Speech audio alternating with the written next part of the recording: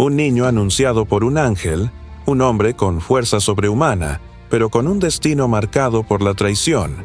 Descubre la historia completa de Sansón y el poder que cambió la historia de Israel. En los días en que Israel vivía oprimido por los filisteos, cuando la fe del pueblo parecía desvanecerse y cada quien hacía lo que bien le parecía, en la región montañosa de Dan habitaba un hombre llamado Manoa, y su esposa que era estéril y no tenía hijos. Ambos eran justos ante Dios, y aunque sus corazones sufrían por no poder concebir, mantenían viva la esperanza. Una tarde, cuando el sol se filtraba entre los olivos y el aire parecía más puro que nunca, se apareció a la mujer un mensajero celestial. Su presencia era luminosa y sus palabras llenas de promesa. He aquí que concebirás y darás a luz un hijo. No beberás vino ni licor fermentado ni comerás cosa impura, porque el niño será nazareo para Dios desde el vientre materno, y él comenzará a salvar a Israel de mano de los filisteos. La mujer, temblando pero llena de gozo, corrió a contarle a su esposo. Manoa, incrédulo y asombrado, oró al Señor para que aquel varón de Dios volviera y les enseñara cómo debían criar al niño prometido. Y así sucedió. El mensajero regresó confirmando las instrucciones. Desde antes de nacer, aquel niño estaba apartado, consagrado a Dios. Su cabello nunca sería cortado, símbolo visible de su voto sagrado. Pasaron los meses, y el vientre de la mujer se fue llenando de vida. En medio de la opresión y el temor, en una aldea humilde, iba gestándose la esperanza de todo un pueblo. Nació el niño y le pusieron por nombre Sansón. Desde pequeño, el Espíritu del Señor comenzó a moverlo en los campos de Sora y Estaol. Nadie imaginaba que aquel niño, con cabellos que nunca se cortarían, llegaría a convertirse en el juez más singular y poderoso de Israel. Un hombre de fuerza sobrenatural, pero también de grandes debilidades humanas. Conforme Sansón crecía, su fuerza era evidente incluso en la niñez. No era solo vigor físico, había en él un aire de destino, como si su mirada penetrara más allá de lo visible. Sus padres le recordaban constantemente su voto: no tocar vino, no comer nada impuro, y jamás permitir que una navaja tocara su cabello. Era un niño diferente, y aunque sus juegos parecían normales, en su interior latía el Espíritu de Dios, que lo impulsaba a actos inusitados de valentía. Al llegar a la juventud, Sansón descendió a Timnat, tierra de los filisteos. Allí vio a una mujer que agradó a sus ojos y pidió a sus padres que se la tomaran por esposa. Esto desconcertó a Manoa y su esposa. ¿Por qué buscar mujer entre los enemigos de Israel? Pero sin saberlo, aquello formaba parte del plan divino para confrontar a los filisteos. Cuando Sansón se dirigía a Timnat para encontrarse con ella, un león joven salió rugiendo a su encuentro en los viñedos. Entonces el Espíritu del Señor vino sobre él con poder, y con sus propias manos desgarró al león como si fuera un cabrito, sin tener arma alguna. No dijo nada de esto a sus padres. Después, al regresar por el mismo camino, halló el cadáver del león, y en su interior un enjambre de abejas y miel. Sansón tomó de aquella miel con las manos, comió en el camino y dio también a sus padres sin revelarles de dónde venía. En la boda, Sansón propuso un enigma a los filisteos, inspirado en ese episodio. Del devorador salió comida, y del fuerte salió dulzura. Los filisteos, incapaces de resolverlo, presionaron a su esposa para que arrancara de él la respuesta. Ella lo logró con lágrimas y súplicas, y Sansón, traicionado, les dio la solución.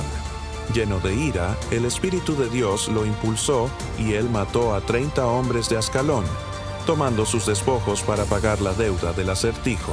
Así comenzó la lucha de Sansón contra los filisteos, marcada por actos de fuerza y venganzas personales, pero guiada por un propósito mayor. Pasado un tiempo, Sansón volvió a visitar a su esposa con un cabrito como obsequio, pero su suegro no le permitió entrar. Le explicó que, creyéndolo enemistado, la había dado a otro hombre. Herido y enfurecido, Sansón dijo: «Esta vez no tendré culpa con los filisteos por el mal que les haga». fue y capturó 300 zorras, ató antorchas entre sus colas de 2 en 2, las encendió y las soltó en los campos de los filisteos. Las llamas devoraron mieses, viñas y olivares. Los filisteos, indignados, quemaron a la mujer y a su padre. Entonces Sansón, en venganza, los atacó con gran furia y los hirió gravemente. Se retiró después a habitar en la cueva de la peña de Etam. Los filisteos subieron y acamparon en Judá, extendiéndose hasta Lehi. Los hombres de Judá, temerosos, fueron a Sansón para reprocharle: ¿No sabes que los filisteos nos dominan? ¿Por qué nos has hecho esto? Sansón respondió que solo les había hecho lo que ellos le hicieron a él. Ellos le dijeron que debían entregarlo para evitar represalias. Sansón aceptó ser atado con 2 cuerdas nuevas y ser entregado en Lehi. Cuando los filisteos vinieron a su encuentro, gritando de triunfo, el Espíritu del Señor vino sobre Sansón. Las cuerdas que ataban sus brazos se hicieron como lino quemado y se deshicieron. Halló una quijada fresca de asno, la tomó en su mano y con ella mató a 1000 hombres. Al terminar, dijo: con la quijada de un asno montón tras montón, con la quijada de un asno maté a 1000 hombres. Tiró la quijada y llamó a aquel lugar Ramat Lehi. Agotado y sediento, clamó al Señor: Tú has dado esta gran salvación por mano de tu siervo, ¿y ahora moriré de sed y caeré en manos de los incircuncisos? Entonces Dios abrió una hondonada en Lehi, y de allí brotó agua. Sansón bebió, recobró su espíritu y revivió. Así juzgó Sansón a Israel en los días de los filisteos por 20 años. A pesar de sus victorias, Sansón comenzó a mostrarse cada vez más vulnerable a sus pasiones. Después de muchos años de juzgar a Israel, descendió a Gaza, ciudad filistea, y allí vio a una mujer ramera y se acostó con ella. Cuando los de Gaza supieron que Sansón estaba allí, lo rodearon y esperaron toda la noche para matarlo al amanecer. Pero Sansón se levantó a medianoche, tomó las puertas de la ciudad con sus postes y cerrojos, se las echó al hombro y las llevó hasta la cumbre del monte que mira hacia Hebrón. Aquella hazaña humilló a los filisteos y aumentó su odio contra él. Después de esto, Sansón se enamoró de una mujer del valle de Sorek, llamada Dalila. Los príncipes de los filisteos fueron a ella y le ofrecieron grandes sumas de plata si lograba descubrir el secreto de su gran fuerza para poder vencerlo y prenderlo. Dalila aceptó el trato y comenzó a insistir dulcemente: «Declárame, te ruego, ¿en qué consiste tu gran fuerza y cómo podría ser atado para ser dominado?» Sansón, jugando con ella, le dijo primero que si lo ataban con 7 mimbres frescos perdería su fuerza. Ella lo intentó mientras él dormía, pero al despertar rompió las ligaduras como un hilo. Dalila no se dio por vencida. Volvió a insistir, y Sansón dijo que si lo ataban con cuerdas nuevas sería débil. Lo intentó otra vez y fracasó. A la tercera, él dijo que si tejían las 7 guedejas de su cabeza con la tela sería vencido. Ella las tejió y aseguró con la estaca, pero al despertar él arrancó la estaca con todo. Dalila se sintió burlada y lo presionó día tras día con sus palabras hasta que su alma fue reducida a mortal angustia. Cansado de la insistencia de Dalila, Sansón terminó abriendo su corazón.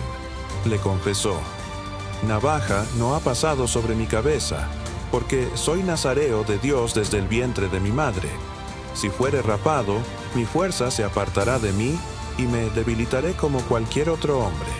Dalila, viendo que al fin le había descubierto todo su corazón, mandó llamar a los príncipes de los filisteos. «Subid esta vez, porque él me ha declarado todo su corazón». Ellos vinieron trayendo el dinero en sus manos. Dalila hizo dormir a Sansón sobre sus rodillas y llamó a un hombre para que le rapara las 7 guedejas de su cabeza. Entonces comenzó a afligirlo, y su fuerza se apartó de él. Ella gritó: «Sansón, los filisteos sobre ti». Y él despertó pensando: «Saldré como las otras veces y me escaparé». Pero no sabía que el Señor ya se había apartado de él. Lo prendieron los filisteos, le sacaron los ojos y lo bajaron a Gaza. Allí lo ataron con cadenas de bronce y lo pusieron a girar el molino en la cárcel. Sin embargo, su cabello comenzó a crecer de nuevo. Los príncipes de los filisteos se reunieron para ofrecer un gran sacrificio a Dagón, su dios, y para celebrar diciendo: «Nuestro Dios entregó en nuestras manos a Sansón, nuestro enemigo». En medio del banquete, cuando el corazón de ellos estaba alegre, dijeron: «Llamad a Sansón para que nos divierta». Y lo sacaron de la cárcel y lo colocaron entre las columnas del templo. Sansón dijo al muchacho que lo guiaba: «Déjame tocar las columnas sobre las que descansa la casa, para apoyarme en ellas». El templo estaba lleno de hombres y mujeres, y todos los príncipes de los filisteos estaban allí. En el techo había como 3,000 personas mirando mientras Sansón era humillado. Entonces Sansón clamó al Señor: «Señor Dios, acuérdate de mí, te ruego. Fortaléceme solamente esta vez, para que de una vez tome venganza de los filisteos por mis 2 ojos». Sansón palpó las 2 columnas centrales sobre las que se apoyaba el templo, una con su mano derecha y otra con la izquierda. Apoyó todo su peso y dijo: «Muera yo con los filisteos». Hizo fuerza con todo su ser, y la casa cayó sobre los príncipes y sobre todo el pueblo que estaba en ella. Los muertos que mató al morir fueron muchos más que los que había matado en vida. Así terminó la vida del juez más singular de Israel, un hombre apartado para Dios desde antes de nacer, dotado de fuerza sobrenatural, pero que también conoció la fragilidad de ceder a sus pasiones. Sus hermanos y toda la casa de su padre descendieron, lo tomaron y lo sepultaron entre Sora y Estaol, en el sepulcro de Manoa su padre. Sansón había juzgado a Israel 20 años. Su historia quedó grabada como una advertencia y una inspiración, que aún los dones más grandes pueden perderse cuando se descuida la obediencia, pero que la misericordia de Dios puede restaurar y usar incluso nuestras caídas para cumplir su plan. A partir de entonces, el pueblo de Israel recordó no solo la fuerza de Sansón, sino también la fidelidad de Dios. En medio de la opresión, Dios levantó a un hombre para comenzar la liberación, y aunque sus debilidades lo llevaron a la ruina, su último acto fue un acto de fe y entrega.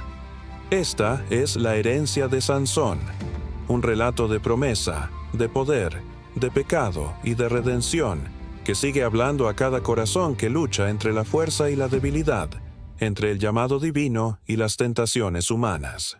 Y así, cada vez que se narra su vida, resuena el eco de la gracia. Dios puede usar incluso nuestras vidas quebrantadas para traer liberación y esperanza a otros. Suscríbete si crees que la fuerza verdadera viene de Dios y comenta qué parte de la vida de Sansón más te impactó.